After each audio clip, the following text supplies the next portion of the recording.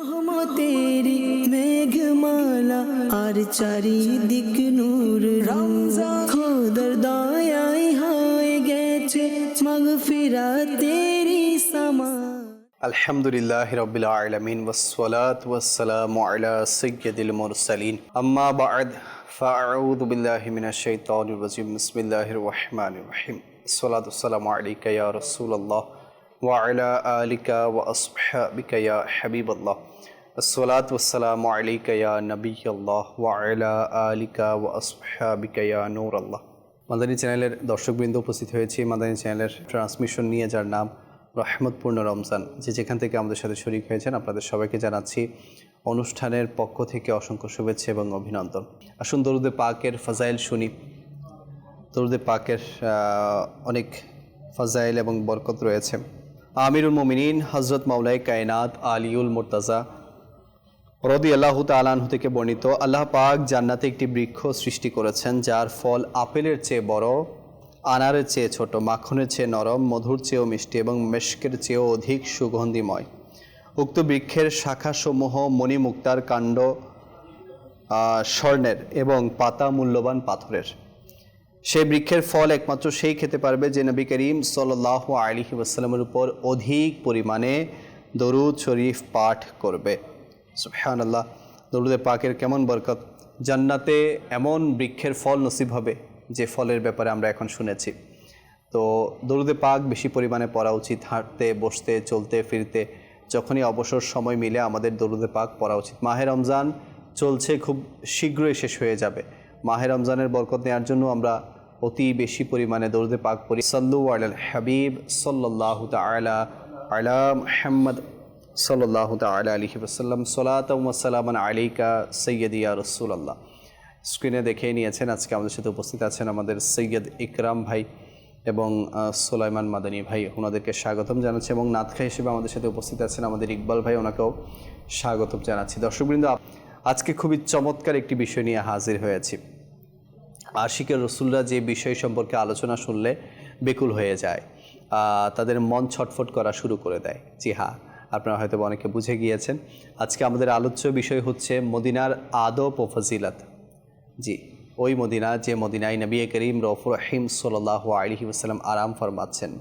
ওই মদিনা যে মদিনায় যাওয়ার জন্য আশিকে রসুল বছরের পর বছর অপেক্ষা করে থাকে। ওই মদিনা যেই মদিনায় গেলে বান্দার দুনিয়াবি সমস্ত টেনশন দূর হয়ে যায়। ওই মদিনা যে মদিনায় গেলে বান্দা মানে নিজেকে অনেক সৌভাগ্যবান মনে করে যে আমি কোথায় চলে আসলাম, নবী পাকের দরবারে, নবী পাকের ওজুদ যেখানে, সেখানে আমি চলে আসলাম, সেখানে আমি হাজির হয়ে গেলাম।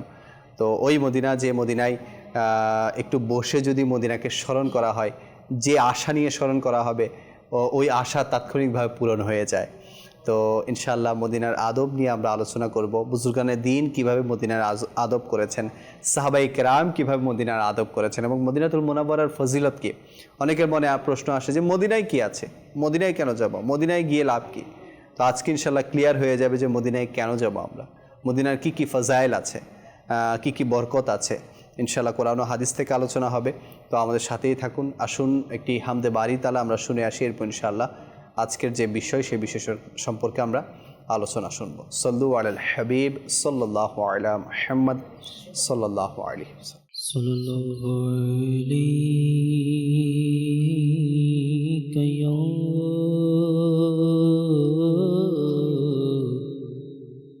রাসূলুল্লাহ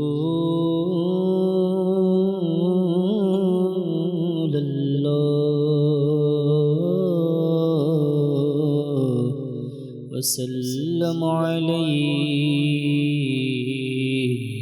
يا حبيب الله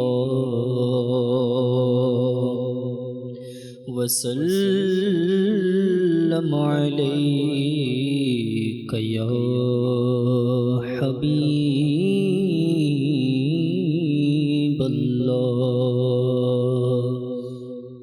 ছেড়ে গেছে মোর প্রিয়জন, ভুলে গেছে বন্ধু স্বজন, হে নবী তুমি বলো না মদনী মদীনে वाले सल्लल्लाहु अलैहि या रसूल अल्लाह वसल्लम अलैहि या हबीब अल्लाह अल्लाह अल्लाह अल्लाह अल्लाह अल्लाह अल्लाह अल्लाह अल्लाह मौला अल्लाह अल्लाह अल्लाह हस्बी रब्बी जल्लल्लाह हस्बी रब्बी जल्लल्लाह हस्बी रब्बी जल्लल्लाह हस्बी रब्बी जल्लल्लाह मा फी क़ल्बी गैरुल्लाह मा फी क़ल्बी गैरुल्लाह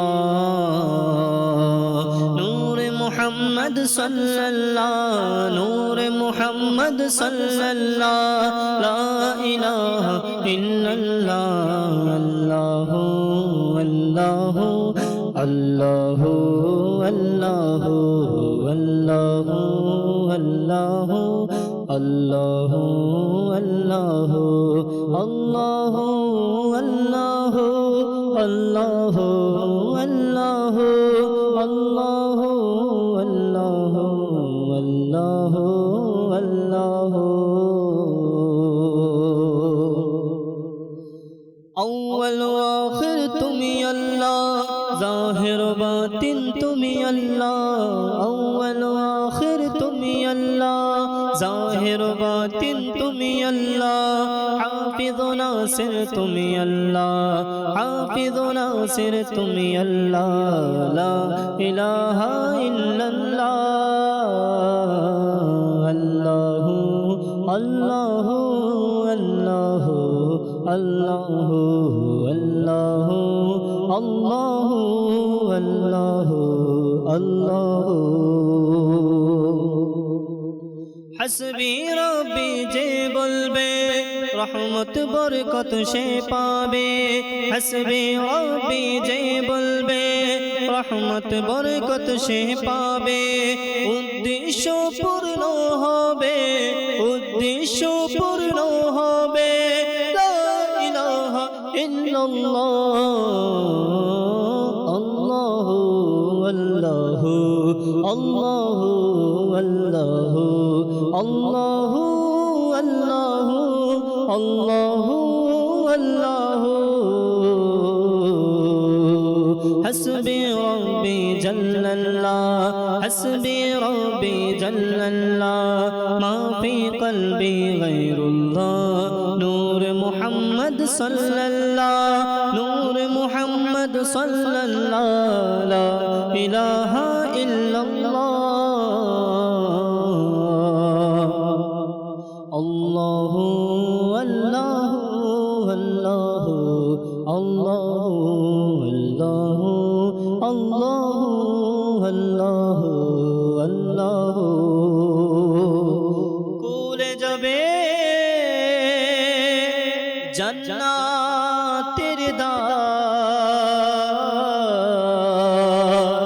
निभे जाबे दोज़खेर नार कूले जाबे जन्नतेर धार निभे जाबे दोज़खेर नार निभे जाबे दोज़खेर नार মন থেকে যে একবার বলে মন থেকে যে একবার বলে লা ইলাহা ইল্লাল্লাহ আল্লাহ আল্লাহ আল্লাহ আল্লাহ আল্লাহ আল্লাহ আল্লাহ আল্লাহ আল্লাহ আল্লাহ আল্লাহু আল্লাহু আল্লাহু আল্লাহু আল্লাহু মওলা মওলা মওলা আরজ গোলাম ফকিরের রহমতে সদরে খমুদের আরজ গোলাম ফকিরের রহমতে সদরে খমুদের জিকির কবুল করো হে রব জিকির কবুল করো হে রব লা ইলাহা ইল্লাল্লাহ আল্লাহু আল্লাহু আল্লাহু আল্লাহু আল্লাহু আল্লাহু আল্লাহু আল্লাহু আল্লাহু আল্লাহু আল্লাহু। দর্শকবৃন্দ, দেখছেন অনুষ্ঠান রহমতপূর্ণ রমজান। আজকে আমরা আলোচ্য বিষয় রেখেছি মদিনার আদব ও ফজিলত। মদিনা, জি ইকরাম ভাই। আশিকের অন্তরের খোরাক হচ্ছে মদিনা, চোখের শীতলতা হচ্ছে মদিনা। জানার চেয়েও যাকে বেশি ভালোবাসে সেটাই হচ্ছে মদিনা। আর পুরো বিশ্বের মানুষ যে জায়গায় আসার জন্য খুব ইচ্ছা পোষণ করে সেটা হচ্ছে মদিনা। মদিনা। আর যে জায়গায় যাওয়ার পর নিজেকে বেশি সৌভাগ্যবান মনে করে সেটা হচ্ছে মদিনা। সকাল থেকে সন্ধ্যা অবধি, রাত অবধি সবসময় সবুজ গম্বুজের দিকে তাকিয়ে থাকার নামই হচ্ছে মদিনা। এতক্ষণ মানুষ কোনো জায়গায় এক জায়গায় স্টে করে না, এতক্ষণ তাকিয়ে থাকে না। তো যে জায়গায় দীর্ঘক্ষণ মানুষ দাঁড়িয়ে দাঁড়িয়ে চোখে অশ্রু জড়ায় সেটার নাম হচ্ছে মদিনা। সুবহানাল্লাহ। আর যেখানে গেলে অন্তরের মধ্যে প্রশান্তি মিলে, এটাকে একবার দেখলে বারবার দেখার ইচ্ছে জাগে। যেখানে গিয়ে আলা হযরতের সে মে মুজরিম হওয়া কা মুঝে সাতুলেল, এগুলা নাতগুলো শুনতে শুনতে নিজেকে অপরাধী মনে করে কান্না করার নামই হচ্ছে মদিনা। কেননা আল্লাহ পাক পবিত্র কুরআনুল কারীম ফুরকানুল হামিদের ৫ম পারা সূরা নিসার ৬৪ নং আয়াতে আল্লাহ পাক ইরশাদ করেন, ওয়ালাউ আন্নাহুম ইয যালামু আনফুসাহুম জাউকা ফাস্তাগফিরুল্লাহ ওয়াস্তাগফারা লাহুমুর রাসূল লাওয়াজাদুল্লাহ তাওয়াবার রাহিমা। কানসুল ইবান থেকে অনুবাদ। এবং যদি কখনও তারা নিজেদের আত্মার প্রতি জুলুম করে, তখন হে মাহবুব তারা আপনার দরবারে হাজির হয় এবং আল্লাহ পাকের নিকট ক্ষমা প্রার্থনা করে, আর রসুল তাদের পক্ষে সুপারিশ করেন, তবে অবশ্যই আল্লাহকে অত্যন্ত তওবা কবুলকারী দয়াল হিসেবে পাবে। সুবহানাল্লাহ, সুবহানাল্লাহ। তাহলে এখানে সুস্পষ্ট করে বলে দেওয়া হচ্ছে যে রসুলের দরবারে গিয়ে কান্নাকাটি করে আল্লাহ পাকের কাছে মাপ চাওয়া, এবং রসুল যদি তাদের পক্ষে সুপারিশ করে তখন কিন্তু আল্লাহ পাকে অত্যন্ত দয়ালু এবং তওবা কবুলকারী হিসেবে পাবে অবশ্যই। তাহলে এ থেকে বোঝা যায় যে মদিনায়ে পাকে যাওয়াটা কেমন, দোয়া করাটা কেমন, যাওয়ার ইচ্ছা পোষণ করাটা কেমন, টাকা পয়সা ধন দৌলত খরচ করার মধ্যে লাভটা কি। কেননা পৃথিবীর অন্য কোনো জায়গার মধ্যে খানায়ে কাবায় নামাজ আদায় করলে হেরেমের মধ্যে 1 রাকাত 1 লক্ষ, আর মসজিদ নববীর মধ্যে 1 রাকাতে 50,000। অন্য কোনো জায়গায় এই ফজিলত নেই। তাহলে সেটাও লক্ষ্য করা যাচ্ছে। নফল নামাজ কি জামাত সহকারে আদায় করতে পারবে কিনা। তো বুখারী শরীফের মধ্যে 2টা রাওয়ায়াত রয়েছে। একটা হচ্ছে হযরত সাইয়েদনা আনাস রাদিয়াল্লাহু তাআলা আনহু থেকে, আর একটা হচ্ছে হযরত উতবা রাদিয়াল্লাহু তাআলা আনহু। হযরত আনাস রাদিয়াল্লাহু তাআলা আনহুর ঘরে যখন আমার নবী তশরিফ এনেছে, তখন ওনার ঘরে আমার নবী নফল নামাজ আদায় করেছেন জামাত সহকারে, সাথে সিদ্দিক আকবর, ফারুক আজম আরও নানা সাহাবারা ছিল। তাহলে এখান থেকে বোঝা যাচ্ছে নামাজ জামাত সহকারে নফল নামাজ আদায় করা জায়েজ। তবে এলানিয়া ঘোষণা করে অনেক মানুষকে জমা করে একসাথে নামাজ আদায়, এটাকে মাকরু বলা হয়েছে, মাকরু তানজিহি। তাহলে এ থেকে বোঝা যায় যে এলানিয়া না করে মানুষ যখন জামাত হয়ে গিয়েছে, যেটা বললেন ফজরের নামাজ এবং এশারের নামাজ যখন জামাত সহকারে আদায় করে তখন সারা রাতে ইবাদত করার সওয়াব সে লাভ করবে। আর এখন যেহেতু মানুষ চলে আসছে, এখন নফল নামাজ সালাত তাসবিহ নামাজ মানুষ আদায় করছে, এর মাধ্যমে মানুষ গুনাহ থেকে বাঁচার একটা সুযোগ হয়েছে। নাহলে মানুষ গিয়ে গুনাহের মধ্যে লিপ্ত হতো, মোবাইল দেখতো, ফেসবুক বা অন্যান্য অহেতুক কাজের মধ্যে লিপ্ত হয়ে যেত। অন্ততপক্ষে এটা থেকে মানুষ বেঁচে থাকবে। দ্বিতীয়ত, হযরত উতবান রাদিয়াল্লাহু তাআলা আনহুর ঘর হচ্ছে মসজিদে কুবার সামনে। আচ্ছা, সরি, মসজিদে কুবা না, মসজিদ কুবা থেকে সামান্য মসজিদে জুমা যেটা আছে, জুমা মসজিদ যেটাকে বলা হয়, জুমা মসজিদের সামনে হচ্ছে হযরত উতবান রাদিয়াল্লাহু তাআলা আনহুর বাসা, ঘর যেটা ছিল ওইটা আবার সংরক্ষণ করা হচ্ছে নতুনভাবে। আমরা যখন দেখেছি তখন এটা অনেকটা খনন করা হয়েছে, কিছু টিন দিয়ে, এটা জালে দিয়ে ঘেরাও করা, ভিতরে ঢোকা যাচ্ছে না, বাইরে থেকে দেখা যাচ্ছে, উপর থেকে দেখা যাচ্ছে। তখন একজন ইসলামী ভাই ছিলেন আমাদের সাথে, উনি বলেন যেটা হযরত উতবান রাদিয়াল্লাহু তাআলা আনহুর ঘর। হযরত উতবান রাদিয়াল্লাহু তাআলা আনহু যখন ওনার দৃষ্টিশক্তি যখন হ্রাস পেয়েছিল, তখন প্রিয় নবীকে বলেন, ইয়া রাসূলুল্লাহ, আমি তো মসজিদে জুমা মসজিদ যেখানে আমার প্রিয় নবী হুজুরপুর নূর সাল্লাল্লাহু আলাইহি ওয়াসাল্লাম সর্বপ্রথম জুমা নামাজ আদায় করেছিলেন হিজরত করে মক্কা থেকে। তো জুমা মসজিদের সামনে তো এটা, তো আমি এখান অন্ধ মানে দৃষ্টিশক্তি হ্রাস পাওয়ার কারণে আমি মসজিদে গিয়ে নামাজ আদায় করার সেই শক্তি আমার নেই। তো আপনি একটু তশরিফ আনেন আমার ঘরের মধ্যে, সে নামাজ আদায় করুন। আমার নবী তশরিফ আনলেন। তো আমার নবী জিজ্ঞেস করলেন যে উতবান কোন জায়গায় নামাজ আদায় করবো? উতবান রাদিয়াল্লাহু ইয়া রাসূলুল্লাহ, আপনি এই জায়গায় নামাজ আদায় করুন। তখন আমার নবী ইমাম উতবান রাদিয়াল্লাহু তাআলা আনহু, সিদ্দিক আকবর এবং সাহাবায়ে কেরাম পিছনে দাঁড়িয়ে নাফল নামাজ আদায় করেছে। সুবহানাল্লাহ। এবং হযরত উতবান রাদিয়াল্লাহু আনহু ওই জায়গায় প্রতিদিন নামাজ আদায় করতেন, যেহেতু আমার রাসূল এখানে নামাজ আদায় করেছে সেই জন্য। তাহলে যেখানে নামাজ আদায় করেছে সেখানে যদি সাহাবায়ে কেরামরা যদি নামাজ আদায় করতে পারেন, সৌভাগ্যবান মনে করেন, তো যেখানে শুয়ে আছেন আমার নবী, তো সেখানে গিয়ে জিয়ারত করা, আমার নবীকে সালাম দেওয়া, আমার নবীর কাছে আরজি পেশ করা, এটা তো সৌভাগ্যবানদের কাতারের মধ্যে অন্তর্ভুক্ত হওয়ার একটা মাধ্যম। মাশাআল্লাহ। আসলে মদিনা এমন যে কোন এক আশিকে রাসূল বলেছেন যে উম্মতের উপর এটা কেমন বড় দয়া যে মদিনাতুল মুনাওয়ারায় সকাল এবং সন্ধ্যায় ৭০ হাজার করে ফেরেশতারা আসেন, কিন্তু যে ফেরেশতা আজকের দিনে আসবে সে কিয়ামত পর্যন্ত আর আসতে পারবে না, তার কোনো সুযোগই নেই আসার। তাহলে দেখেন, উম্মত যতবার চাই মদিনায় যেতে পারবে, যতবার চাই, বুলাবা আসতে হবে, কিন্তু উম্মত যতবার চাইবে মদিনায় যেতে পারবে, হাজিরি দিতে পারবে, হাজিরের ক্ষেত্রে তার কোনো বাধা নেই। তো এটাই হচ্ছে মদিনা। সোলোমান ভাই, মাশাআল্লাহ, খুব চমৎকারভাবে বললেন মদিনার ব্যাপারে। মদিনা কি আসলে হুজুর সাল্লাল্লাহু তাআলা আলাইহি ওয়াসাল্লাম এর রওজা মুবারকের আদব, মোহাব্বত, ভালোবাসা, এটা শুধুমাত্র পড়ার কারণে বা স্টাডির কারণে হয় না, মূলত এটার জন্য তাকদীরেরও প্রয়োজন হয়। এটার জন্য হুজুর সাল্লাল্লাহু আলাইহি ওয়াসাল্লামও কবুল করতে হয় মদিনার জন্য।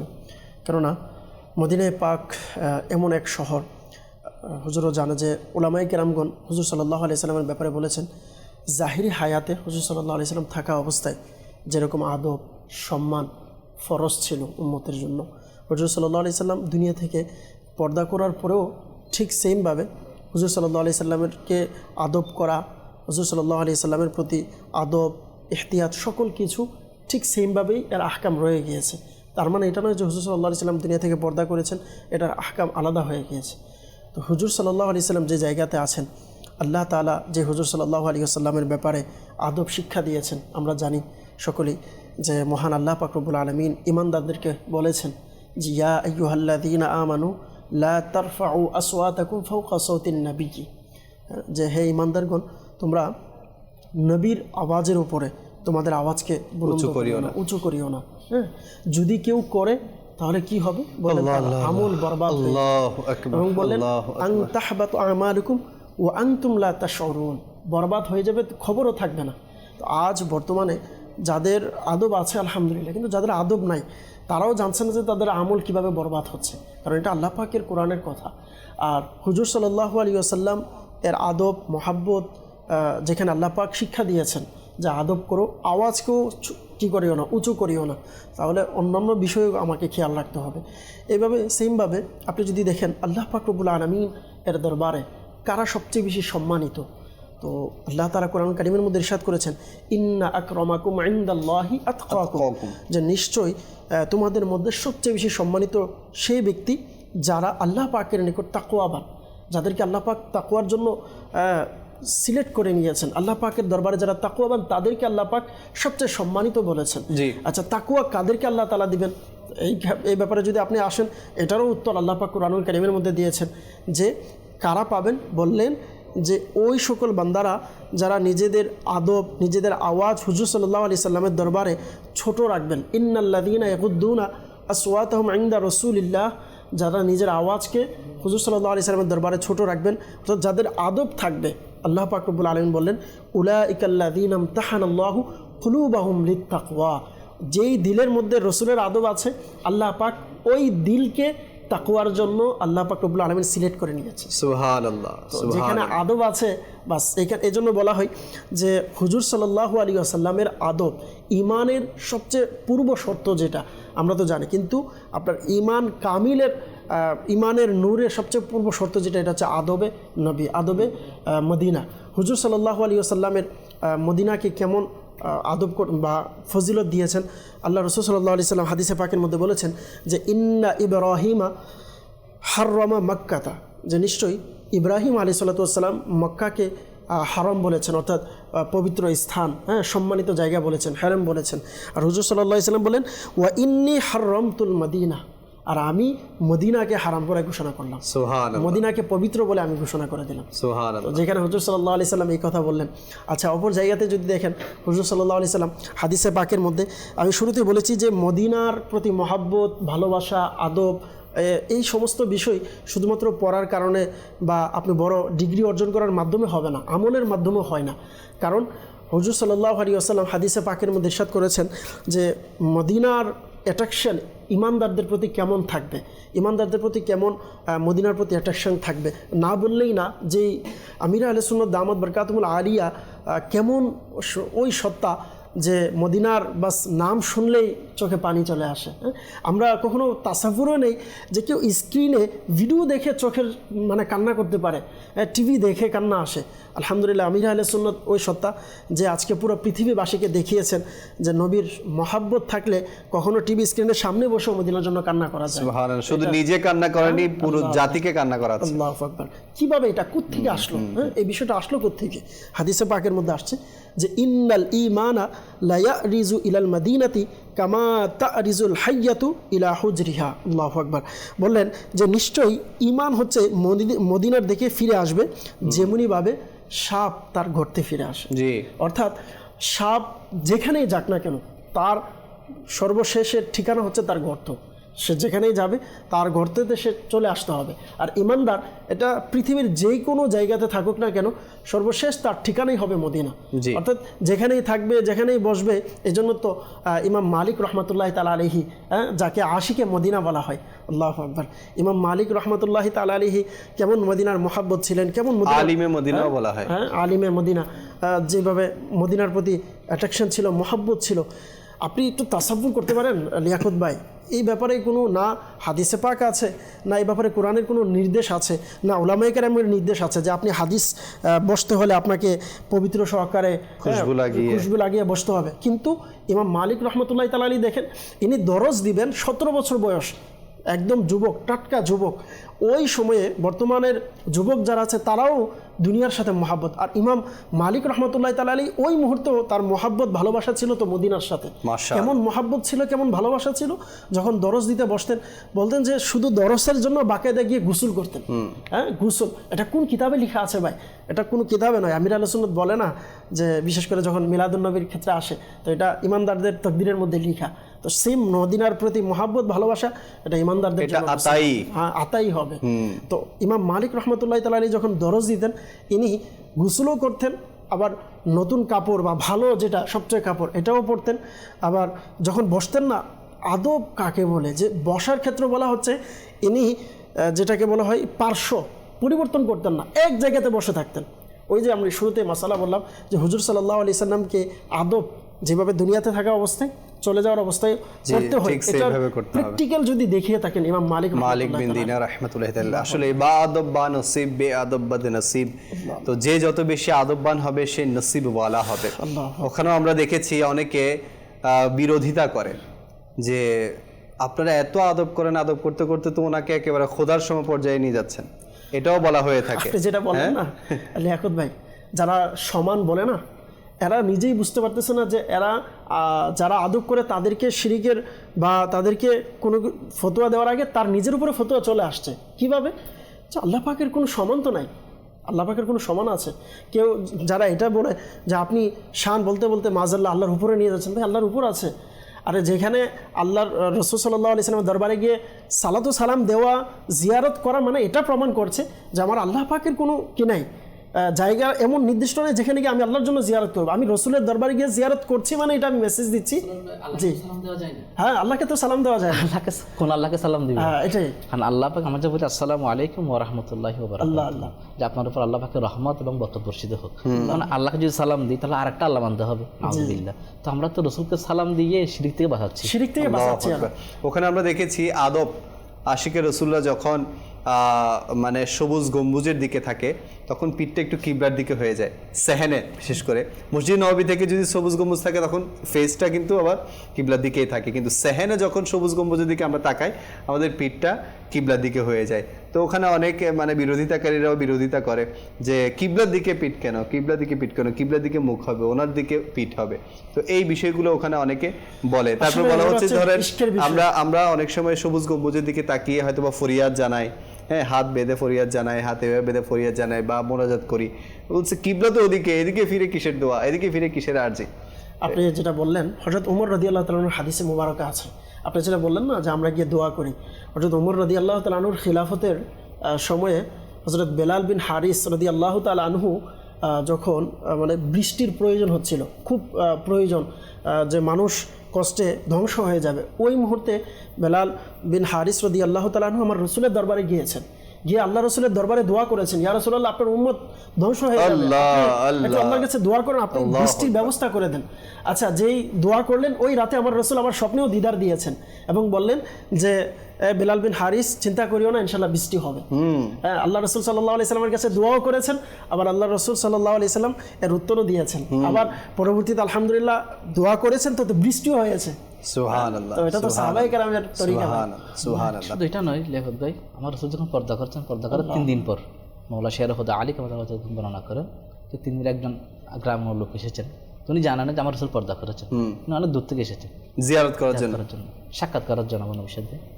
তো উনি এই একটা বললেন যে ওয়ালা ওয়ানাহিদুল মানফুসাকুম যাওয়া ইয়া রাসূলুল্লাহ, আমি আমার রসুল কোথায়? তখন মাওলা শের খুদা আলী বলেন আমার রসুল তো আরাম করছেন। আল্লাহু আকবার। ওই বেদিন কান্না করতে লাগলো গ্রামের লোক, ইয়া রাসূলুল্লাহ আমি তো আসছি আপনার সাথে দিদার করার জন্য, আপনাকে মনের ব্যথা বোঝাবো, আপনার মাধ্যমে আল্লাহর কাছে ক্ষমা চাইবো। এখন আপনি যেহেতু শুয়ে গেছেন রোজা মুবারকের মধ্যে, এখন আমি কার কাছে যাবো, কাকে বোঝাবো, কাকে ফরিয়াদ শোনাবো, আর আমার পক্ষে সুপারিশ কে করবে, আমার দুঃখটা বুঝবে কে? ইয়া রাসূলুল্লাহ। এখন ওইভাবে কান্না করে যাচ্ছে। আজকে যারা কান্না করছে এটা তো আমাদের নয়, এটা তো আমাদের আগে থেকে শিখিয়ে দেওয়া হয়েছে এটা। উনি কান্না করছেন, তো কান্না করতে করতে করতে এক পর্যায়ে আমার রসুল পাক সাল্লাল্লাহু আলাইহি ওয়াসাল্লাম রোজা মুবারক থেকে তাকে সুসংবাদ দিলেন যে তোমার গুনাহ ক্ষমা করা হয়েছে। তাহলে যেখানে সাহাবা একরাম শিক্ষা দিচ্ছেন এইভাবে কান্না করার জন্য, তো সাক্ষাৎ তো সিনা বা সিনা সম্মুখে হয়, বুক বরাবর থাকবে, উনি থাকবে, আমার চেহারা ওনার দিকে থাকবে। যেন আহসানুল বিয়ার মধ্যে আলা হযরত রাহমাতুল্লাহি আলাইহি এভাবে বর্ণনা করেছেন যে জিয়ারত করার সময় সাহাবে মাজারকে সামনে রেখে 4 হাত দূর থেকে দাঁড়িয়ে থাকেন করা, জিয়ারত করা, তো আদব শিখাচ্ছে এভাবে। এখন আপনি যদি পিঠ দিয়ে যদি সাক্ষাৎ করেন তো এটা কোন ধরনের ভদ্রতা? আমি কি বলেন? আজকে সোশ্যাল মিডিয়া আমরা দেখি, আজকে সমাজের সোশ্যাল মিডিয়ার মধ্যে দেখছি আমরা যে বিভিন্ন রাষ্ট্রীয় পর্যায়ে যারা রয়েছে সম্মানিত ব্যক্তি, তাদের জন্য আমরা দাঁড়িয়ে থাকি, ওই তখন তো কোনো ফতোয়া আসে না, তখন তো বিয়াদবি হয় না, যে রসুলের দরবার তখন দাঁড়ালে এটা বিয়াদবি হয়ে যাচ্ছে। জি জি, এটাই আমরা দেখেছি, যেখানে যখন ওখানে আল্লাহ পাকের পানা ওখানে যারা আশিকের রসুলরা আদব করে তাদেরকে নিয়ে ঠাট্টা মশকরা করা হয়, তাদেরকে হেয় প্রতিপন্ন করা হয়, তাদেরকে মানে ধাক্কাধাক্কি পর্যন্ত করা হয় যারা একটু আদব দেখাতে চায়। তো আসলে আদব এটা তো নবী পাকের সাহাবায়ে কেরাম আমাদেরকে শিক্ষা দিয়েছেন, আদব এটা তো তাবেঈনরা আমাদেরকে শিক্ষা দিয়েছেন যে আদব কীভাবে করতে হবে। আমরা কি করছি? এমন বুজুর্গানে দিনদের হুজুর আলোচনা এসেছে, জিন্দিগিতে পাওয়া যায় যে ওনারা হাজরিয়া মদিনার সময় নিঃশ্বাস বন্ধ করে ফেলতেন, যাতে নিঃশ্বাসও যাতে একটু বড় না হয়ে যায়। ওলামায়ে কেরাম এভাবে বর্ণনা করেছেন যে পৃথিবীর সবচেয়ে উত্তম জায়গা এটা, এখানে উঁচু আওয়াজে খুব জোরে নিঃশ্বাস না ফেলে এখানে আস্তে আস্তে ধীরে স্বস্তিতে আস্তে আস্তে যায়। পা রাখার সময় যেন খুব আদব সহকারে পা রাখে, কারণ এখানে আমার নবী আরাম করছেন এখানে। এই জন্য বাদশাহ আব্দুল হামিদ তিনি ওই তখন তো এখন তো রেল স্টেশন পরিবর্তন হয়েছে, তখন মসজিদে গামামের ওদিকেই ছিল, ওই বেলার মসজিদের ওদিকে রেল লাইন ছিল। রেল লাইনের মধ্যে কার্পেট উনি বিছিয়ে দিয়েছেন যাতে ট্রেন চলার সময় যেন উঁচু আওয়াজ না হয়, শব্দ না হয়। কি জন্য? ওই শব্দ যদি জোড়া হয় তাহলে আমার নবীর কষ্ট হবে। তাহলে দেখুন আমাদেরকে বুজুর্গানের দিন বলেন, নেককার ব্যক্তি শিক্ষা দিচ্ছেন এগুলা। আর এখানে কে ঘুমাচ্ছেন এখানে, আর এখানে বদবক্ত এখানে বলেছে উনি তো ঘুম, উনি যে এরকম না মাজাল্লাহ অনেক উল্টো পাল্টা কথা বলে ফেলে এখানে। তাহলে যেখানে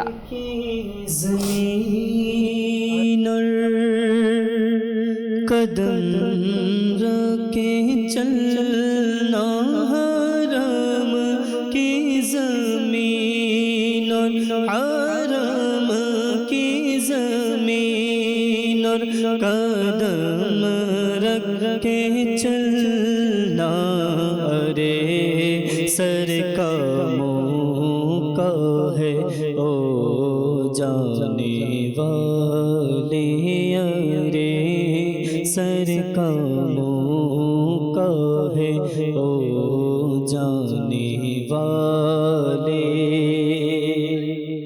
মনে পড়ছে যে আমিরুল সুন্নাত নাকি যখন প্রথম যেতেন, এখন তো একটু বয়স হয়েছেন, যখন প্রথম নাকি যেতেন পা আগে রাখতেন না গাড়ি থেকে, পা আগে রাখতেন না।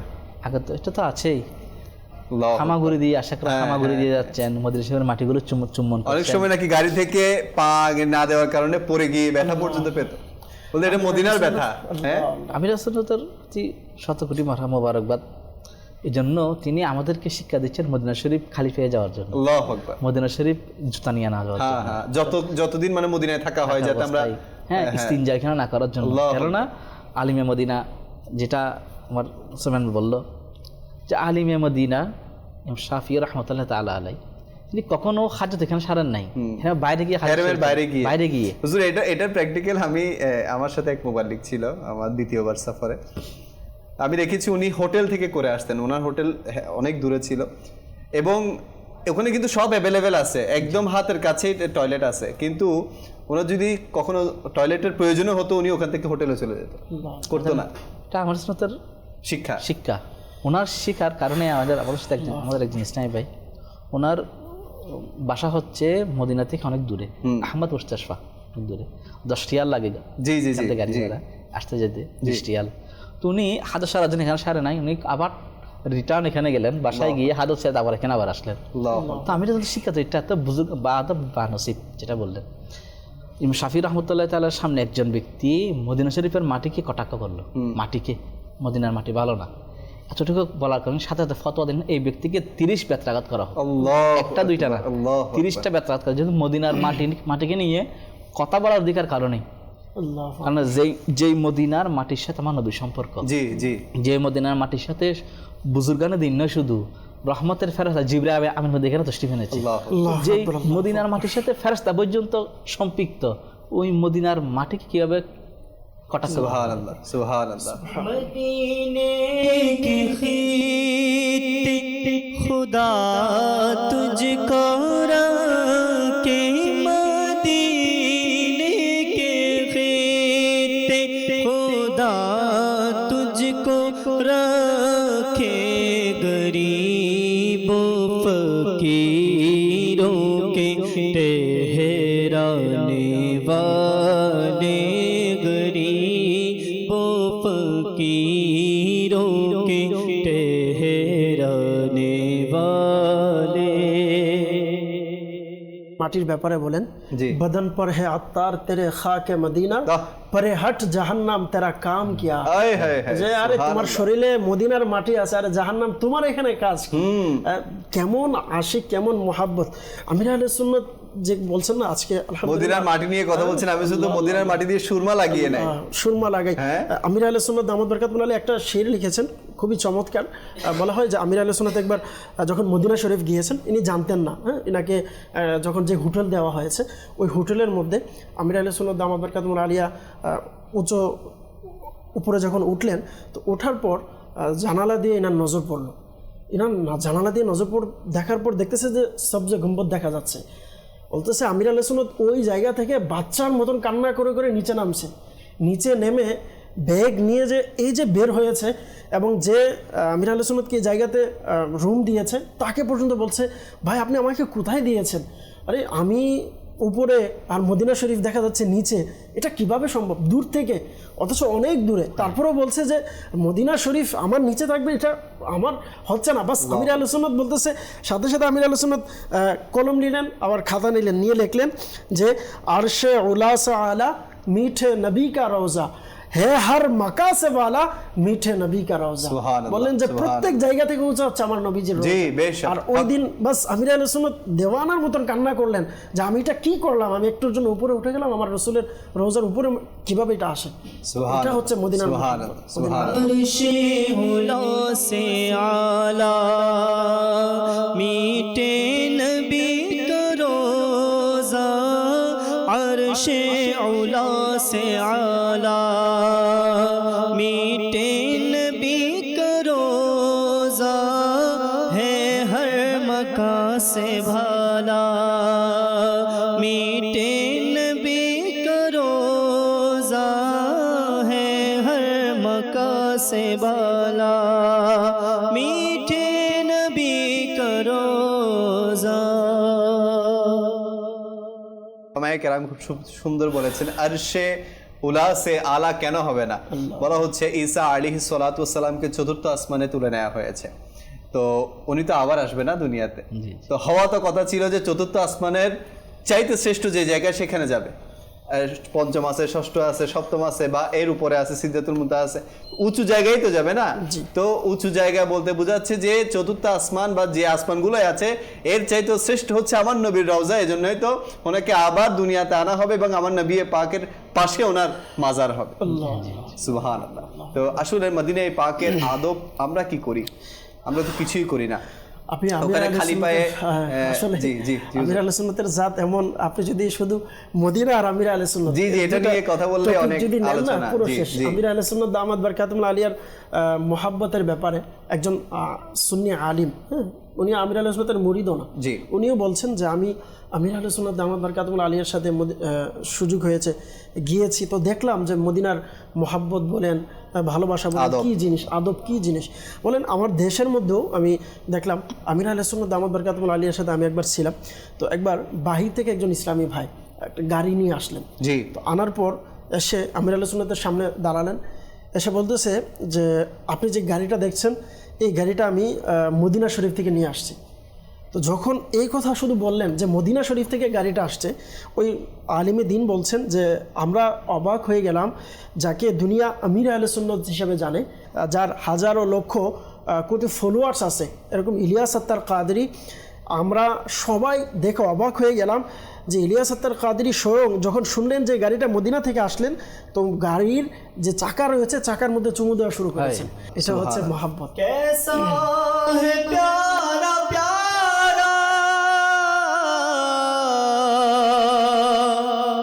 सब्ज सब्ज गुंबद कैसा है प्यारा प्यारा, ये सब्ज सब्ज गुंबद कितना है मीठा मीठा, कितना है मीठा मीठा, मीठे नबी का रोज़ा कितना है मीठा मीठा, मीठे नबी का रोज़ा।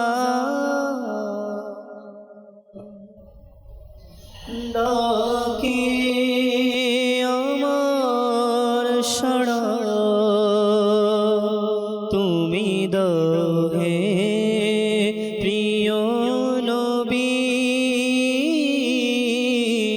ডাকে আমার সাড়া তুমি দাও হে প্রিয় নবী,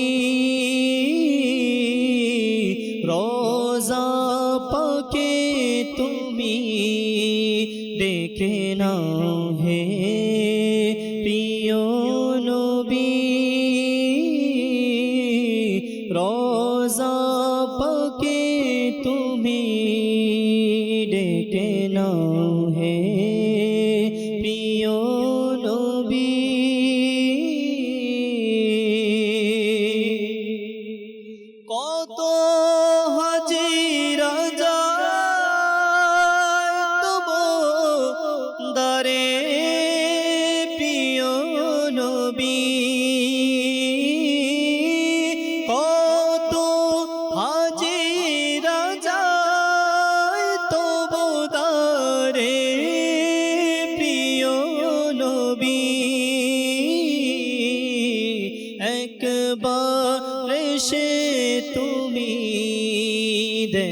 দাও হে প্রিয় নবী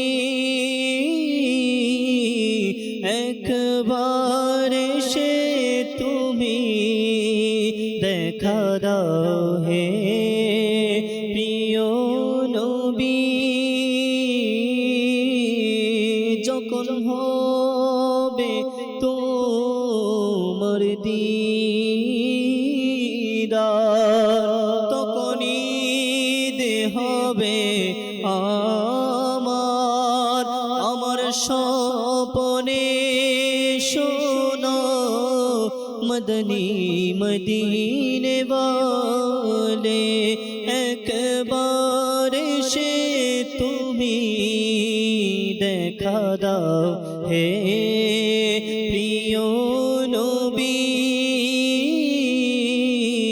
রোজা পাকে তুমি ডেকে নাও হে প্রিয় নবী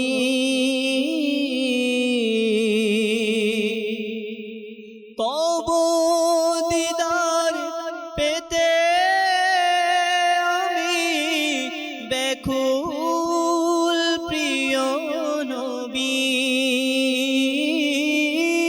তব দিদার পেতে আমি ব্যাকুল প্রিয় নবী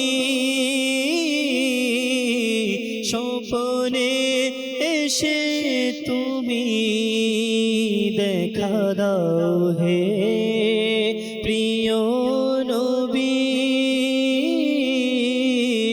স্বপ্নে এসে তুমি দেখা দাও হে প্রিয় নবী জীবনে হবে কি তোমার দিদার ইয়া রাসূলুল্লাহ এ আশা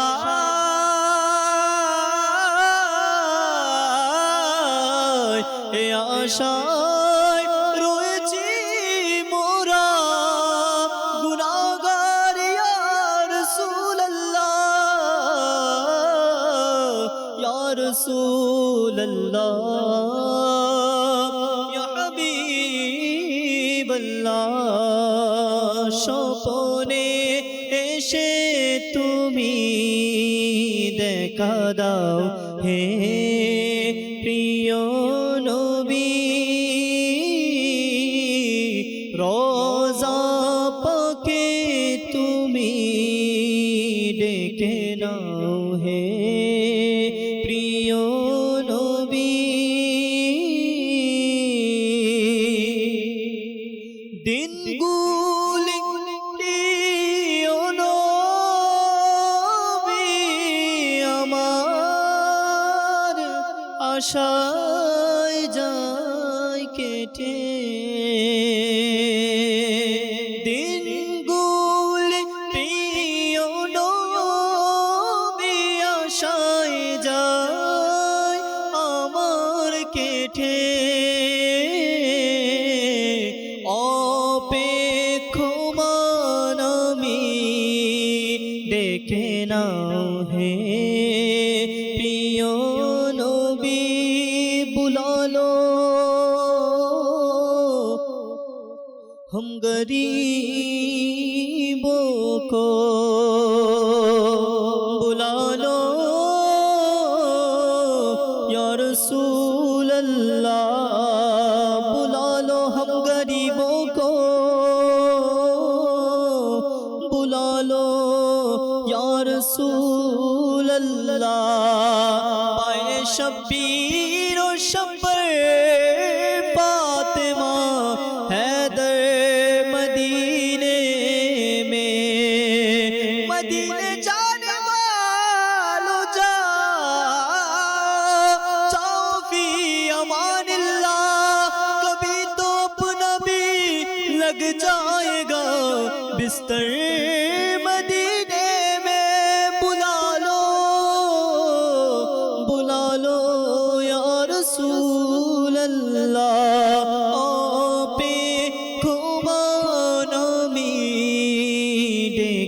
নাও হে প্রিয় নবী রোজা পাকে তুমি ডেকে নাও হে প্রিয় নবী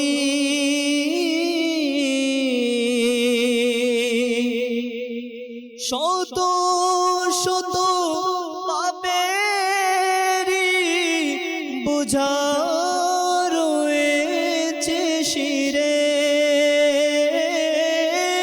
শত শত পাপেরি বোঝা রয়েছে শিরে দেখে গুনাহ আমার মুছে দাও হে প্রিয় নবী দেখে গুনাহ আমার মুছে দাও হে প্রিয় নবী রোজা পাকে তুমি ডেকে নাও হে প্রিয় নবী ডাকে আমার তুমি সাড়া দাও হে প্রিয় নবী মাশাআল্লাহ, মারহাবা। আসলে এই প্রিয় নবীর দিদার, এটা তো প্রত্যেক আশিকের রসুলেরই কামনা, প্রত্যেক আশিকের রসুলেরই বাসনা যে দিদারে রসুল যাতে আমাদের মিলে যায়, প্রিয় নবীর সহবত যাতে আমাদের মিলে যায়, প্রিয় নবীর দরবারে যাতে আমাদের হাজির নসিব হয়ে যায়। আল্লাহ রসুল সাল্লাল্লাহু আলাইহি ওয়াসাল্লাম যাতে আমাদেরকে এই বছর ওনার কদমে ডেকে নিন এবং প্রতি বছরই আমরা যাতে যাই, আর এমন একবার যাওয়া হোক যাতে আর ফিরে আমরা না আসি। আল্লাহ আমাদের সবাইকে মদিনার বাদব বাশক হাজিরি নসিব করুক। আসুন কিছু দর্শকের কল আছে, কলগুলো অনুষ্ঠানে শামিল করি। জি, আমি সবসময় আপনাদের মাদানী চ্যানেলটা দেখি, খুব ভালো লাগে। আমি শুধু মাদানী চ্যানেল দেখি। আজকের যে বিষয়ে আলোচনা করা হচ্ছে এই বিষয় থেকে আমরা অনেক কিছু শিখতে পারবো এবং জানতে পারবো। মাশাআল্লাহ, আল্লাহ পাক আপনাকে বরকত দান করুক। পরবর্তী কল। নোয়াখালী শুভ নসর। আমি একটা মানকাবাত আছে, মুর্শিদ আমার আত্মার, এই মানকাবাতটা শুনতে চাই। সুবহানাল্লাহ, ইনশাআল্লাহ মানকাবাদে মুর্শিদা হবে, আমাদের সাথেই থাকুন। পরবর্তী কল। আমি মুন্সুফ থেকে, আমি তো সবসময় দেখি মাদানী চ্যানেল, রেগুলার দেখা হয় আমার। এই টিভি চ্যানেলটা আমার খুবই প্রিয়, এখন দেখতেছি। আমার পক্ষ থেকে ধন্যবাদ, আমার জন্য একটু দোয়া করবেন ইনশাআল্লাহ ইনশাআল্লাহ। জি, পরবর্তী কল। রংপুর জেলা থেকে এখানে নাচ শুনতে চাই, দয়া করো নবী আমার। মাশাআল্লাহ, জি ইনশাআল্লাহ আমাদের সাথেই থাকুন, শোনানোর চেষ্টা করা হবে। পরবর্তী কল। হবিগঞ্জ থেকে বলছি। অনুষ্ঠানটা আমরা দেখি, অনেক ভালো লাগে। আমার ফ্যামিলিতে সবসময় দেখে, আমার ফ্যামিলির জন্য সবাই দোয়া করবেন। আল্লাহ পাক আপনাকে এবং আপনার পরিবারকে নেক ও সুস্থ হায়াত নসিব করুক, আপনাদের উপর বরকত নসিব করুক। জাকির ভাইয়ের একটি প্যাকেজ আছে, যে প্যাকেজে জাকির ভাই কিছু উপদেশমূলক কথা বলে থাকে। আসুন সেই প্যাকেজটা আমরা দেখে আসি। সবচেয়ে বড় ভয় রিজিকের ভয়। আগামীকাল কি হবে, আগামীকাল কি খাবো, পরিবার কিভাবে চলবে, এই চিন্তা মানুষকে ভেঙে দেয়। কিন্তু মনে রাখবেন, আপনি জন্ম নেওয়ার আগেই আপনার রিজিক লেখা হয়েছে। চেষ্টা করবেন হালাল পথে থাকার জন্য, রিজিক নিজেই আসবে। রিজিকের মালিক আপনি নন, আল্লাহ তাবারক ওয়া তাআলা রিজিকের মালিক। তাই তো কোরআনে পাকের মধ্যে আল্লাহ তাবারক ওয়া তাআলা চমৎকারভাবে বান্দার জন্য ইরশাদ করেছেন, সূরা হুদ আয়াত নম্বর 6, পৃথিবীতে এমন কোনো জীব নেই যার রিজিক আল্লাহর দায়িত্বে নয়। যেহেতু আপনার আমার রিজিক আল্লাহর দায়িত্বে, সেই রিজিকের পিছনে নয়, আল্লাহর ইবাদতের পিছনে ছুটি আমরা। অবশ্যই আল্লাহ তাবারক ওয়া তাআলা রিজিকও দিবেন, দুনিয়া এবং আখিরাত আমাদের মঙ্গল হবে। মাশাআল্লাহ, মারহাবা। দর্শকবৃন্দ, আজকে আমরা আলোচনা করছিলাম মদিনার আদব এবং ফজিলত নিয়ে। বলছিলাম মদিনায় যারা খালি পায়ে হাঁটে, এটা নিয়েও অনেকে ঠাট্টা মশকরা করে। আমি দেখেছি যখন আশেপাশে অনেকগুলো দোকানে যাওয়া হয়, তো যখন যে হাজিদের পায়ে জুতো দেখে না, দোকানদাররা কিন্তু ঠাট্টা মশকারি করে, আমি ফেস করেছি। তো এই যে একটা ইশক মহব্বত নিয়ে সেখানে খালি পায়ে হাঁটা, আচ্ছা এটা তো ফরজ ওয়াজিব কিছু না, তো এরকম করলে কি কোনো সওয়াব আছে কিনা? আচ্ছা, এর চাইতে ভয়ানক বিষয় যেটা আমি দেখেছি সেটা হচ্ছে রওজাতুর রসুলের হাজিরি দিয়ে যখন এই মাত্র দরজা দিয়ে বের হলো, ঠাস করে জুতা সেখানে ফেলে দিল।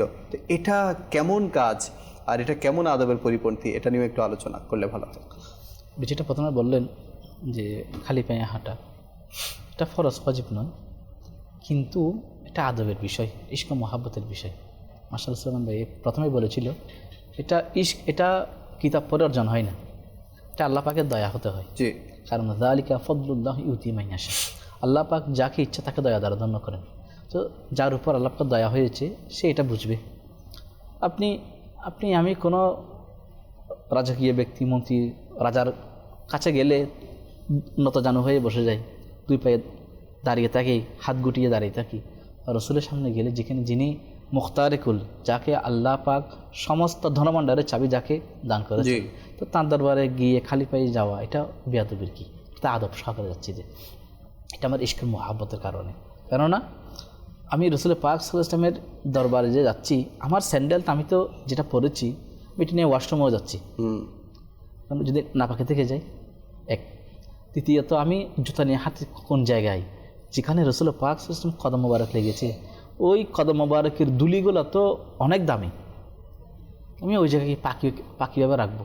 সেজন্য আমি আহলে সুন্নাত এবং বুজুর্গানের দিনগণ শিক্ষা দিচ্ছেন যে খালি পেয়ে যাওয়ার জন্য। আর খালি পেয়ে যাওয়ার কারণে বরকত যেগুলো যে দুলির সাথে লেগেছিল আমার নবীর পা মোবারকের সাথে, ওই বরকত আপনার সাথে লাগতেছে। সুবহানাল্লাহ। হ্যাঁ, এটার কারণে আপনার রোগ থাকলে, ব্যাধি থাকলে আল্লাহ পাক হতে চাইলে আল্লাহ পাক দয়া করে আমার নবীর সাদকা হতে এটা আপনাকে দূরীভূত করতে পারে। জি। দ্বিতীয়ত যেটা বললেন যে জুতো রাখা, আওয়াজ, উঁচু আওয়াজে ফেলা, এটা যখন বের হয়ে দিকে জুতোগুলো উপর থেকে ফেলা হয় তখন অনেক আওয়াজ হয়, জোরে জোরে, যেহেতু টাইলস এখানে টাইলসের পাথর আছে, তো এভাবে না ফেলা উচিত। কেননা আমি কোন দরবার এসেছি, কার কাছে এসেছি, তিনি সব কিছুই জানেন, সব কিছুই দেখেন। এটা আমার আকিদা না শুধু, এটা সাহাবা একরামের আকিদা। না হলে সিদ্দিক আকবর কেন বলেছিল যে আমার ওয়াফাতের পর আমার নবী রোজামাকে সামনে গিয়ে বলবো যে আপনার গোলাম সিদ্দিক আকবর এসেছেন, আমার নবী যদি এখান থেকে নির্দেশ দেন তাহলে আমাকে স্বীকার কী করবে, দাফন করা হবে। তাহলে সিদ্দিক আকবর আকিদা এটা ছিল না যে উনি তো ঘুমাচ্ছেন, উনি মারা গিয়েছেন, উনি কীভাবে জবাব দিবে, আকিদা এটা ছিল না। সিদ্দিক আকবরের আকিদা এটা ছিল আমার নবী হায়াতি খৈরুল লাকুম ওয়া মামাতি খৈরুল লাকুম, আমার নবী জাহির হায়াতের মধ্যে যখন সেটা আমাদের জন্য কল্যাণকর, নুরানি রোজার মধ্যে পর্দা করার পর সেটাও কল্যাণকর। সেজন্য উনি বলছেন আমার নবী সেখান থেকে জবাব দিবে। সেজন্য এখান থেকে গিয়ে ডাইরেক্ট না রেখে এখান থেকে বাইরে থেকে অনুমতি নেওয়ার জন্য। তো সাহাবা কেমন আমাদেরকে শিক্ষা দিচ্ছেন নবীর আদবের ব্যাপারে। কারণ আমি আর আপনি যদি ওই আকিদা রাখি যে উনি তো ঘুমাচ্ছেন, মাআযাল্লাহ উনি মারা গিয়েছেন, আল্লাহ আমাদেরকে কেবল হিফাজত করুক, আমরা সিদ্দিক আকবর অনুসরণ করি। আব্দুর রহমান জামি রহমতুল্লাহ তাআলা আলাইহি অনেক প্রসিদ্ধ নাত খান, প্রসিদ্ধ আশিকের রসুল, যিনি প্রত্যেকবার হাজিরি দেওয়ার পর যখন বিদায় নিতেন আমার নবীর রোজ থেকে আওয়াজ আসতো যে আবার সাক্ষাৎ হবে, ফার্সিতে বলতো আবার সাক্ষাৎ হবে। তো এর পরবর্তীতে অনেকবার পর আর একবার আসার সময় যখন অনুমতি চাচ্ছেন, এখানেও পার্থক্য এটা, আমরা বলি আমরা গিয়ে বিদায় নিয়ে আসি, আমিলার সুন্নাত বিদায় নয়, অনুমতি নিয়ে আসে আবার আসার। এটা হচ্ছে দাওয়াত ইসলামের বড় বরকত হচ্ছে এটা। রসুলের দরবার থেকে যখন সফর যখন শেষ করবে যে আমরা আবার আগামীবার আসার জন্য অনুমতি নিয়ে আসি। তো উনিও গেলেন অনুমতি নেওয়ার জন্য। তো এবার বলা হচ্ছে যে ফি আমানিল্লাহ। আব্দুর রহমান জামির এটা খুব কি লাগলো যে প্রত্যেকবার আওয়াজ আসতে একরকম, আজকে সুসংবাদটা ভিন্ন কেন? উনি এটা নিজের মধ্যে একটা অস্থিরতা অনুভব করতে লাগলো। এরপর তিনি বলেন না আমি রসুলের দরবারে যাবো, একটা নাত লিখি। একটা নাত লিখলেন, এটা আমার রসুলকে শোনাবো শুধুমাত্র, আর কাউকে শোনাবো না। পাণ্ডুলিপি রেখে দিলেন। এখন উনি আসছেন, এখন বাদশাকে স্বপ্ন দেখাচ্ছে যে আমার রসুল যে যাও এরকম একজন ব্যক্তি আসছে, তাকে মদিনার শহরের মধ্যে ঢুকতে দিবে না। আল্লাহু আকবার। এখন চেকপোস্ট বসাই দিল, এরকম ব্যক্তি যাকে পেলে আসতে হলো, ওনাকে এখান থেকে তাড়িয়ে দেওয়া হলো। এখন উনি বলতে কী ব্যাপার, এতদিন তো আসলাম কাউকে এভাবে সমস্যা হয় না, আজকে কেন এভাবে চেকপোস্টের মধ্যে? উনি কী করলো, এবার না আসেই উনি একজন ব্যক্তিকে ধরলে যে ওদের কাছে উলের কতগুলা গাউন থাকে, জুব্বার মতো অনেকটা, তো ওইগুলা পরে উনি তাদের ওই কাফেলার সাথে ছদ্মবেশ সেখানে ঢুকতে লাগলো। উনি মদিনা শরীফ প্রবেশ করে ফেললো, রোজার খুব কাছাকাছি চলে আসলো। বাদশাকে আবার স্বপ্ন দেখালো যে সে তো খুব কাছে চলে এসেছে, তাড়াতাড়ি এখান থেকে কী করো, আবার পাঠিয়ে দাও। এখন উনি আবার চেকপোস্ট আবার তাকে ধরে আবার পাঠিয়ে দিলেন। এখন তৃতীয়বার উনি আবার আসতে লাগলেন যে উঁটের বোঝাই করে যারা উঁট, তখন তো এখন না আগেকার সময়, তখন উঁটের উপর করে জ্বলে থাকে অনেক, তো ঝুলির ভিতরে উনি ঢুকে টাকা দিয়ে যে আমাকে মদিনা শরীফের মধ্যে কী করে দিবে, পৌঁছিয়ে দিবে। উনি ওই ঝুলির ভিতরে ঢুকে এখানে ছিল। এখন খুব বেশি সন্নি করে চলে এসেছে। কারণ আমার নবী আবার বাচ্চাকে স্বপ্নে দেখালো যে তাকে কী করো, আসতে যেহেতু খুব কাছে চলে এসেছে, তো কতকে বললাম না যে তাকে এখানে আসতে না দেওয়ার জন্য। এখন বাদশাহ এভাবে তাকে আবার গ্রেফতার করে, এখন তাকে এবার কিন্তু গ্রেফতার করে ফেললো, যে 3 বার হয়ে গিয়েছে। ওনাকে জেলখানা নিক্ষেপ করলো, জেলখানার মধ্যে। তখন আব্দুর রহমান জামি এখানে ছিল। যখন সকাল হলো তখন তিনি সকালে যখন সূর্য উদয় হচ্ছে, যখন সুবহ সাদিকের সময়, তখন সূর্য যখন আস্তে আস্তে উঠবে, রহমতের হাওয়া যখন বইছে, তখন তিনি বলতে লাগলেন যে নাসিমা যা নিবে বাতহা গুজর কর।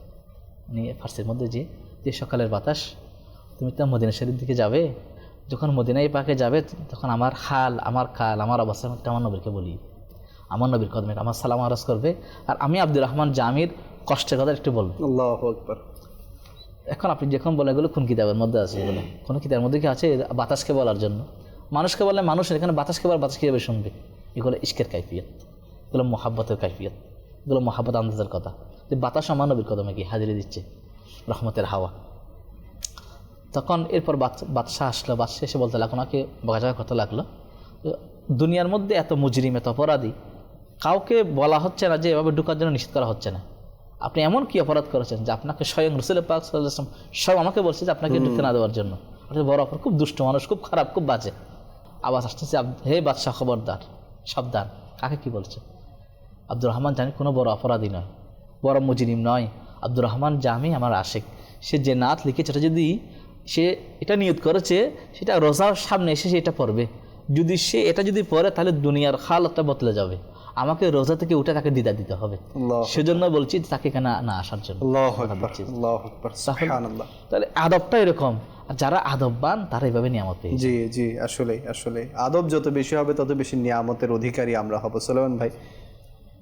মাশাআল্লাহ, খুবই চমৎকারভাবে বললেন। মদিনা মুনাওয়ারা আসলে এটা হচ্ছে এমন শহর, যে শহরের ব্যাপারে মহান আল্লাহ পাক রব্বুল আলামিন কসম খেয়েছেন।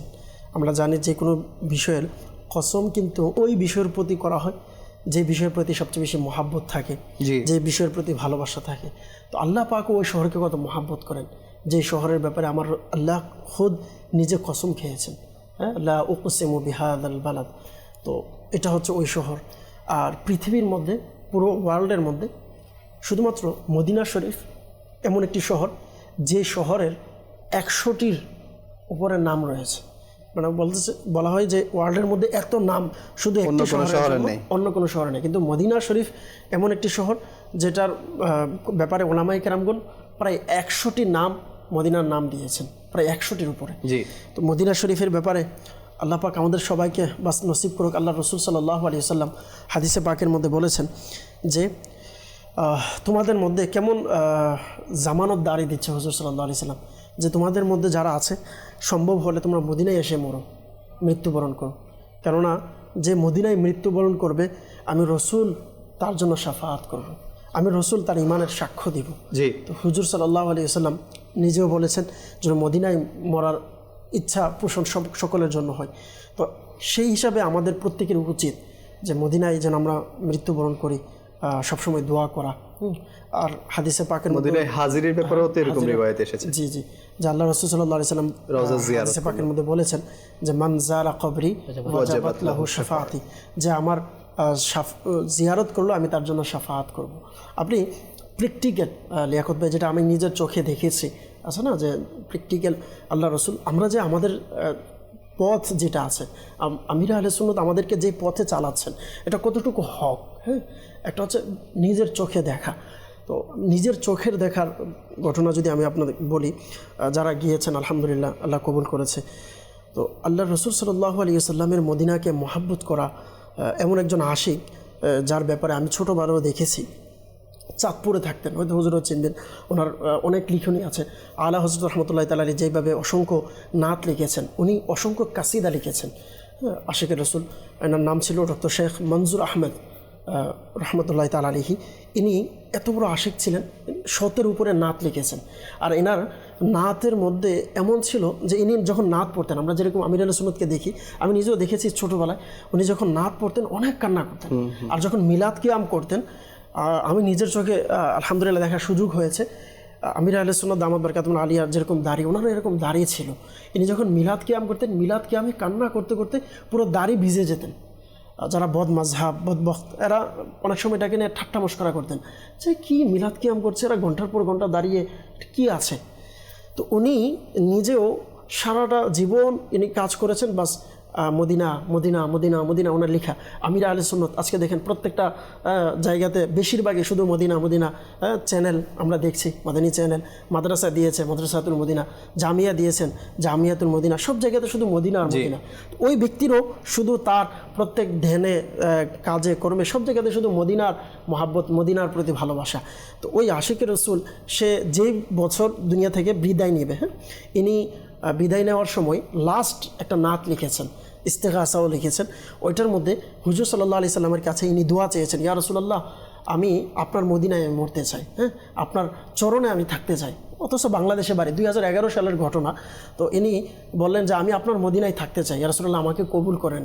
পুরা পৃথিবীবাসী দেখেছেন 2011 সালে ইনি যখন মদিনায় গিয়েছেন, আল্লাহ পাক ওনাকে ওইখানে মৃত্যু নসিব করেছে এবং জান্নাতুল বাকিতে ওনার মাজার মুবারক হয়েছে। তো এটা হচ্ছে আশিকে রসুল। আর ইনি চেয়েছেন, দেখেন কেমন চাওয়া না, চেয়েছেন তো আবার রসুল কবুলও করেছেন, আবার জান্নাতুল বাকিতে মরণ চেয়েছেন, মৃত্যুর আগে লিখেছেন। আচ্ছা, ইনি যখন নাত লিখলেন, যারা বদ মাযহাব বুঝতেছে না, বলতেছে এটা আবার কেমন পাগলামি, হ্যাঁ, মৃত্যুর আগে বলা, বাড়ি হচ্ছে বাংলাদেশ, ওইখানে কীভাবে মারা যাবে। তো এনার বিশ্বাস ছিল আমি সারা জীবন বাস নবী নবী করেছে, আমার রসুল আমাকে কবুল করবে। আলহামদুলিল্লাহ বিশ্বাসও ছিল, কবুলও করেছে। আল্লাহ পাক ওনার মাজার মোবারক জান্নাতুল বাকিতে নসিব করে দিয়েছে। মাশাআল্লাহ। বর্তমানে যে বিষয়টা বেড়ে গিয়েছে মদিনাতুল মুনাওয়ারা এবং মক্কাতুল মুকাররমায়ও, ভ্লগিং করা, কন্টেন্ট ক্রিয়েশন, এইগুলার আনাগোনা বেশি হয়ে গেছে এবং দেখা যাচ্ছে এগুলার কারণে বেয়াদবি বেশি হচ্ছে। যেরকম পারছে সেরকম। আরেকটা রসম এখন দেখা যায়, নিকাহ সবুজ গম্বুজের সামনে, এরকম সোশ্যাল মিডিয়াতে আপনাদের চোখে পড়েছে কিনা আমি জানি না, নিকাহ করা, এবং নিকার মধ্যে মানে স্বামী এবং স্ত্রী ওখানেই উপস্থিত আছে। তো এক তো হচ্ছে এখানে বেপর্দাগিরি সম্ভাবনা হচ্ছে, আরেকটা হচ্ছে যে এরকম করা যে কোন জায়গায় আমি এগুলো করছি, যে জায়গায় মানে খুদ ফেরেশতারা পর্যন্ত আদব করে, খুদ বুজুর্গানে দিনরা পর্যন্ত আদব করে। তো এই বিষয়গুলো সম্পর্কে একটু শুনতে চাইবো কয়েক মিনিট। এবং আরেকটা বিষয় হচ্ছে যে মদিনাতুল মুনাওয়ারা, মানে এখানে আমরা যতদিন থাকি উঁচু আওয়াজে নিজের গসিপ করা, বসলাম একটু টাইম পাসিং করার জন্য গল্পগুজব করা, মসজিদে নববীতে, এরপর রওজাতুর রসুলের যখন হাজিরে হয় তখন অনেকে ফ্যামিলি মেম্বারকে ভিডিও কলে দেখায়। তো ওই সময়ও অন্য হাজিরিন যারা আছে এনাদের চোখ ওদিকে চলে যায়, ওখানে ওনার ঘরের কোনো মহিলা থাকতে পারে ভিডিও কলে এবং দেখাও যাচ্ছে। তো এই ক্ষেত্রে অপর হাজিরিনদেরও এটা একটা মানে ক্ষতির সম্মুখীন হয়ে যায়। তো এই বিষয়গুলো নিয়ে একটু আলোচনা। কথা হচ্ছে যে যেটা বলেন বিবাহের ক্ষেত্রে পর্দা করা ফরজ, আমাকে এটা ঠিক থাকতে হবে। এখানে দেখা যাচ্ছে এটা বললেন, এটা আপনারা যারা আছেন সোশ্যাল মিডিয়ায় যারা দেখছেন তারাও গেলে দেখবেন এখানে পর্দার ব্যাপারটা। কারণ আপনি কোন জায়গায়, আপনি কোন জায়গায় এসেছি, এই যেহেতু পর্দা ঠিক না থাকে তাহলে কাল কিয়ামতের ময়দানে সাক্ষী কী দিব? আমি কোন জায়গায় আসলাম? যিনি পর্দাকে ফরজ করেছেন তো ওই জায়গায় যদি পর্দা না থাকে তাহলে কেমন হয়? এক। দ্বিতীয়ত ওইটাকে কেন্দ্র করে বিবাহের একটা আসর বসানো, নারী পুরুষ একসাথে বসা, সেখানে ছবি তোলা, কন্টেন্ট ক্রিয়েটার যারা রয়েছে তারা বিভিন্ন ব্লগিং করা, ভিউয়ার্স বৃদ্ধির জন্য, এগুলো থেকে বিরত থাকা দরকার।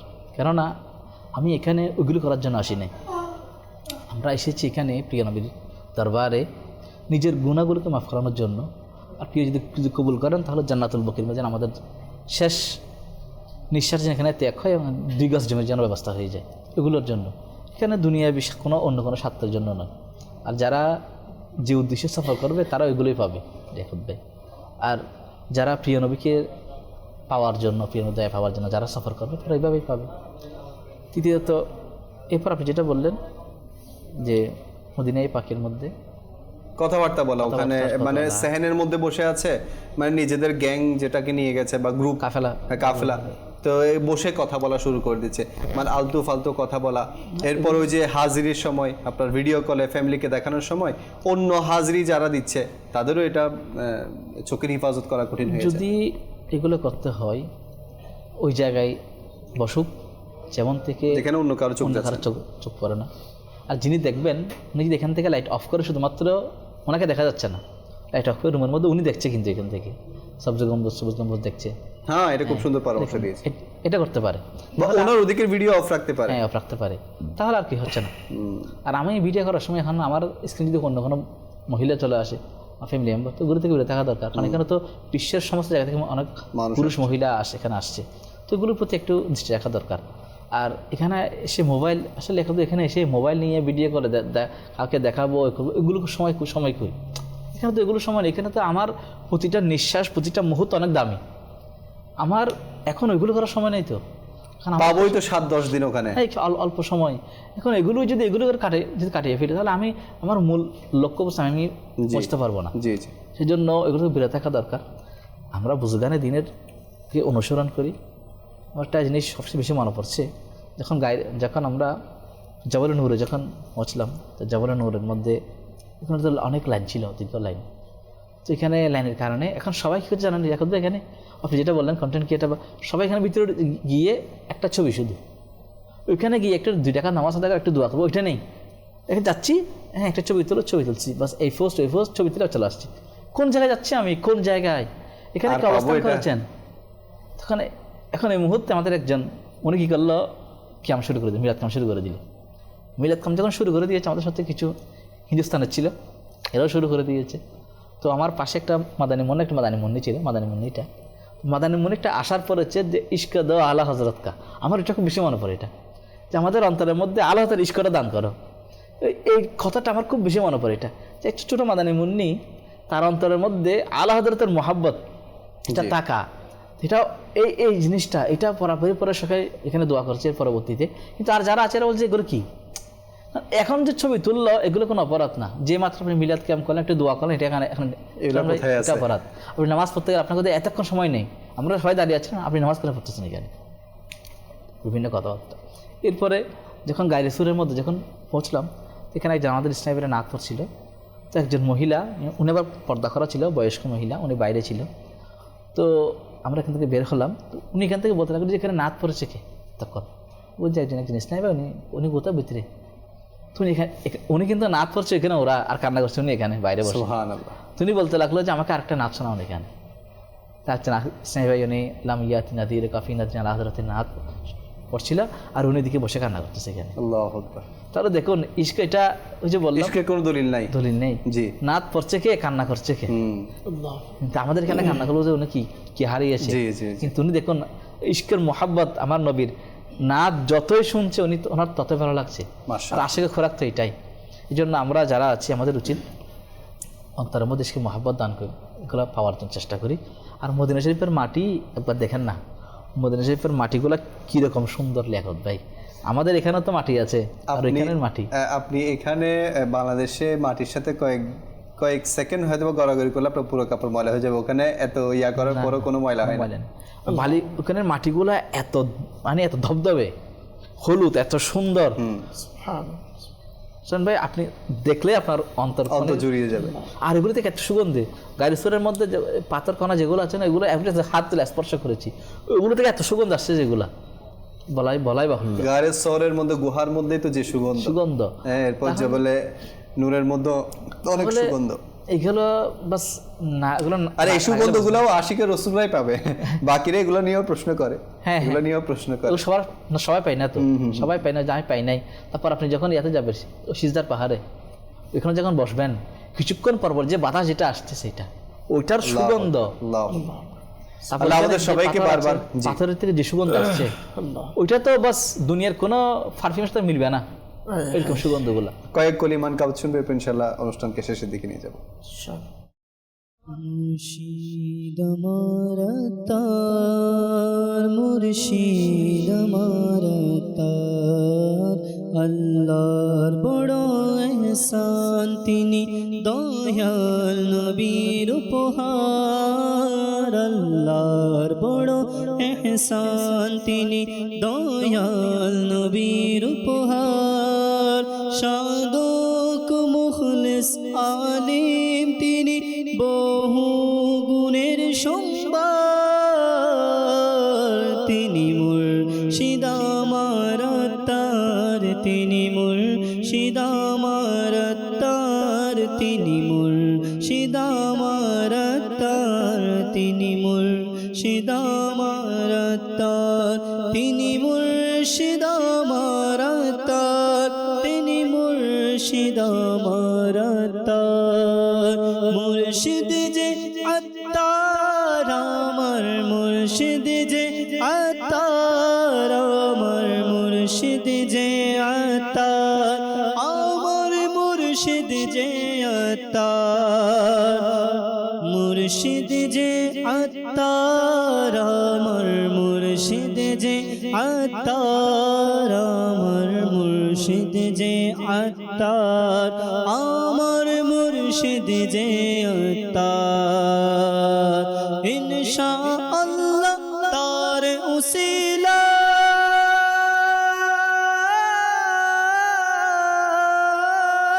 ইনশাআল্লাহ তার উসিলা হবে তোরি পার আমার মুর্শিদ যে আত্মার আমার মুর্শিদ যে আত্মার আমার মুর্শিদ যে আত্মার আমার মুর্শিদ যে আত্মার নবীর খাটি প্রেমিক তিনি খোদার ভয়ে কাঁদেন যিনি নবীর খাটি প্রেমিক তিনি খোদার ভয়ে কাঁদেন যিনি সারা জীবন কুরআন সুন্নাত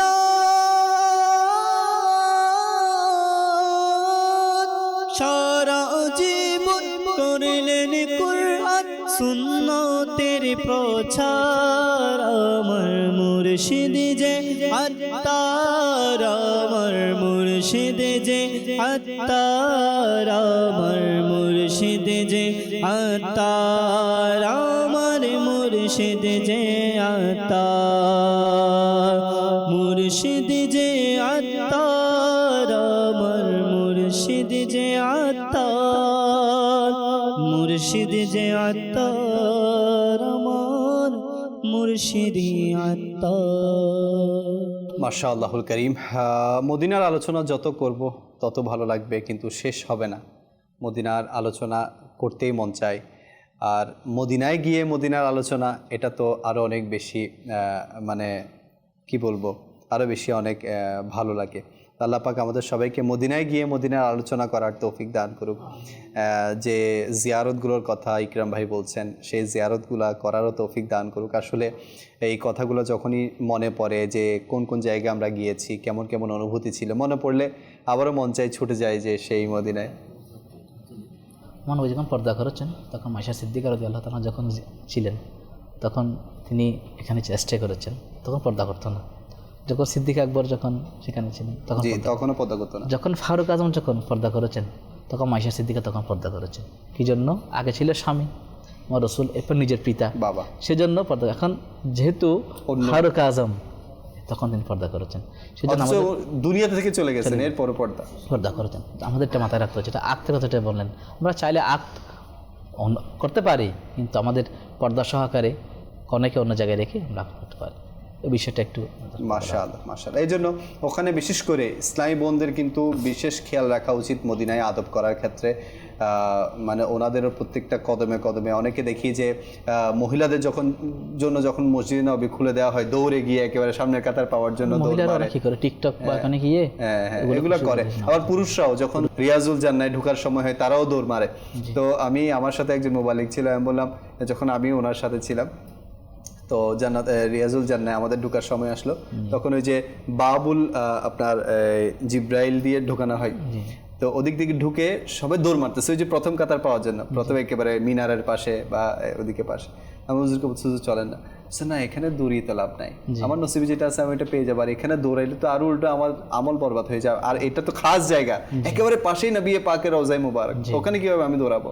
তো উনি মাশাআল্লাহ ওনার যে আন্দাজ মুবারক আমি দেখলাম, আসলে এগুলো সব দাওয়াত ইসলামের অবদান। দাওয়াত ইসলামী আজকে আমাদেরকে ইশকে মুস্তাফা শেখাচ্ছে, দাওয়াত ইসলামী আমাদেরকে মদিনার আদব করা শেখাচ্ছে।